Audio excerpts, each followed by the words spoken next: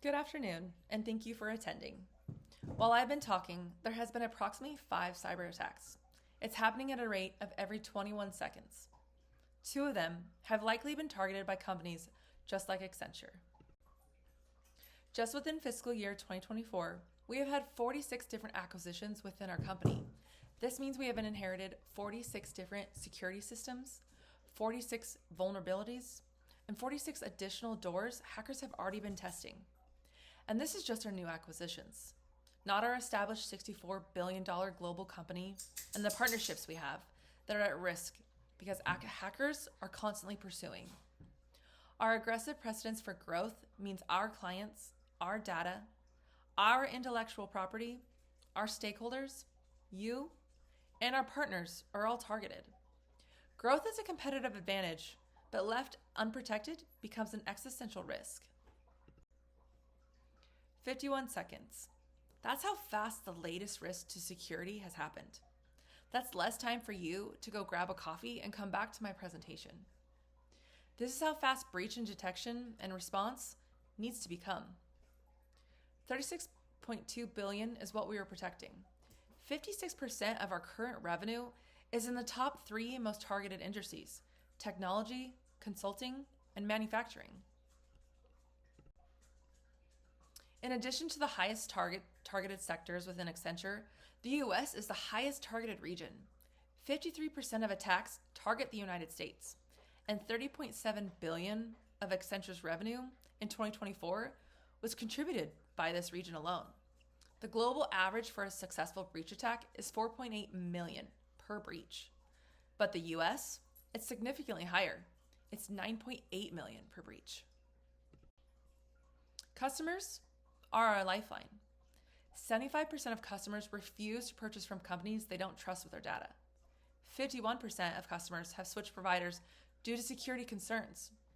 Breaches in security create exposure and suffer long-term reputational consequences.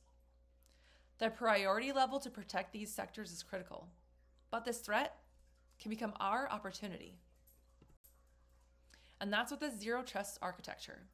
This sounds technical, but it means that we're verifying anything, trusting nothing, and protecting everything. This implementation is like having security checkpoints at every door, not just locking the front door. This strengthens our cybersecurity world and educates our employees. This increases trust with our current stakeholders and clients while creating a competitive differentiation that will solidify our brand dominance. $140 million investment, that's what we're asking, versus the average breach per incident in the US alone is 9.8 million. Can we afford that risk? Losing data, capital, and customers? With this proposal, the scheduled timeline will run 11 to 28 months. We have critical work in research and development, as that is our longest phase. This investment is a 3-phase rollout that will start in the US and go company-wide. This development will set us above our competitors through advanced automative technology, utilizing the intellectual property rights in AI, automation, and cloud services, with our subject matter experts working within our innovative hubs that we have around the US. This solution is developed by creating a zero trust culture. It's a multi-layer process that'll observe baselines and utilize threat detection through continuous online learning systems, through application specifics or ASICs operations. Cognitive AI and automation focuses on deception technology and intelligence integration through cloud and AI operations with safety collections. The goal is to fortify through proactive movements within Accenture's ecosystem. This strategy will give us the material needed to deploy enhanced infrastructure to all new and current acquisitions, regions, and partnerships. There are no effects to the organizational structure, but implementation sponsorship will ensure the strategy's success. As with a stool, if we don't have the support of one leg, the rest will crumble. Utilizing our executive sponsorship, our strategy, and our cross-functional expertise will solidify our success. The threat landscape targets 82% of our industries. Therefore, we have compound vulnerabilities across Accenture's different sectors. This proposal will utilize 11 metric balanced scorecard functions to focus on analytical data and changes from the detection and response these new systems will create Two of these metrics are our mean time to respond and our mean time to detect, with the goal of reducing 5% of those detections by fiscal year 2026 and 1% year after year. Using the conservative analysis of the global breach cost per incident, this proposal is giving you $2.74 per $1 invested in the first year alone. This means there's no waiting period on seeing your return on investment. Inaction is expensive, and even in the lowest case scenario that I've provided, there's value in this proposal. The ROI speaks for itself. I am asking for your approval today, as waiting another quarter means millions more in exposure and new acquisitions that will come under additional vulnerabilities, and clients deciding if Accenture can be trusted. So this isn't protecting Accenture. This is ensuring our legacy and keep growing and evolving with security to match. Thank you for your time. As I transition into the next course of this, it's about the lessons learned and how verbiage really matters when you're delivering, and the analytical details that support your ability to persuade your audience. Everything revolves and requires feedback loops when delivering on real-world scenarios. Ambiguity is typical, and dividing into credible research takes time. This means takeaways from this course are not just reciting analysis, but conducting my own analysis and using strategic thinking to invoke how I understand and convey details. The MBA program itself has brought financial awareness. I was a psychology major for my bachelor's of science, and my own personal knowledge was very vague in this realm, and so therefore it was important to me. Financial awareness wasn't just for me, but it was for what I could use in my home life and for what I could use for work. This will require further growth on my end. This is my weakest point, and it was very difficult when I was having to draw this for my own analysis in my Accenture discussion.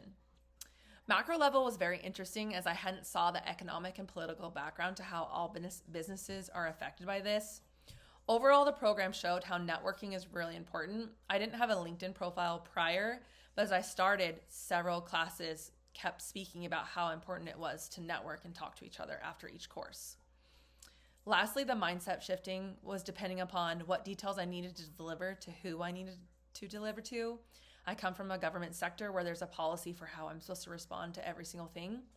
So coming into the civilian sector was very interesting. My largest takeaway was the marketing segment. I really enjoyed this course. The marketing mix of the 4 Ps, product, price, and promotion, place and promotion, how segmentation, targeting, and positioning matters as different groups respond to different messages. And successful marketing requires identifying the right audience and crafting a unique position in their minds to be noticeable. Understanding the psychological, social, and emotional drivers behind purchasing decisions, and how biases such as social proof, scarcity, perception of value, and loss aversion also matter in customer responses. Marketing was enjoyable to me, as my short-term goal is to enter the civilian sector under project management. I have some prior experience in this and want to see how I can utilize that and grow into other entities. My long-term goal, however, is to own and operate my own business. So I found a lot of value in how I could deliver better throughout this entire course, but specifically marketing. I'm still reading that book currently just because of how much value it provides. And then I brought it full circle just with the MBA program, how the micro level and the macro level impact all kinds of businesses. Again, I'm in the government sector, so I'm missing a lot of these components by all our regulations and policies. Lastly, I've already used this project quite a bit in the last 7 weeks as I've been viewing the career pivot that I plan to make at the end of my graduation, and taking a deep dive into the company and how to access data and finding credible data, and then utilizing the ability to develop a SWOT. I think this will be really beneficial in an interview, because not only am I being knowledgeable about the company, but I'm able to bring forth information and make myself an asset and to convey how I could be their competitive advantage. This also showed my patience and growth, because these were very long assignments every week and a lot of research and very intensive. And so I was really able to grasp what I needed to do and how better to deliver to the audience in general. Overall, I've enjoyed this course and this MBA program. It's been a long time coming and a journey I'm happy to have complete and to enter the civilian world with more confidence just with this MBA program. Thank you.